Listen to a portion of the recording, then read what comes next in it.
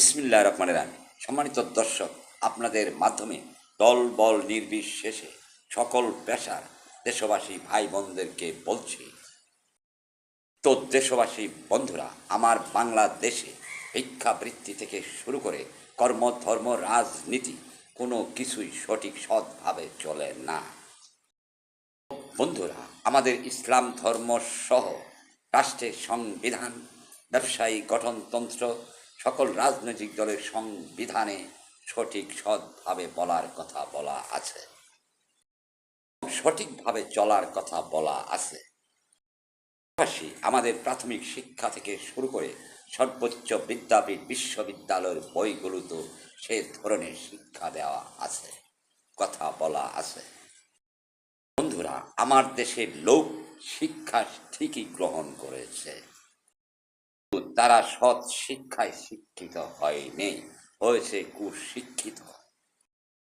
বন্ধুরা, যেমন কর্ম ধর্ম রাজনীতি সহ সকল কিছুই চলে শয়তান নমরুদ সাদ্দাত ফেরাউনের নীতিতে। বন্ধুরা, সুশিক্ষিত লোক হলে কোরআন, রাষ্ট্রের সংবিধান, ব্যবসায়ী গঠনতন্ত্র, রাজনৈতিক দলের গঠনতন্ত্র মতোই চলত, সৎ নীতিতে চলে না, এই জন্যে তারা কুশিক্ষিত।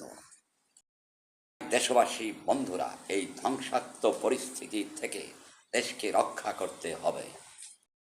জন্য দেশের দল বল নির্বিশেষে সকল পেশার মানুষ একত্রিত হয়ে ছায়া সরকার বা ধর্মীয় নেতা নির্বাচন করতে হবে। এই বাংলাদেশ যতদিন থাকবে, সেই ধর্মীয় নেতার পোস্টটা ততদিনই থাকবে।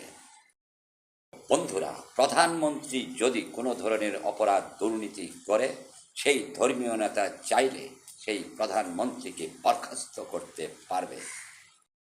আমার দেশের কোনো দেশপ্রেমিক দল বা কোনো দেশপ্রেমিক ব্যক্তি এই প্রক্রিয়া শুরু করতে পারবেন।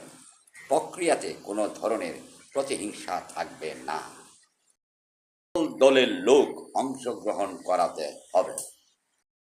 হলো আমাদের উচ্ছৃঙ্খল বাঙালি জাতিকে টাইট করার জন্য একমাত্র সঠিক পথ।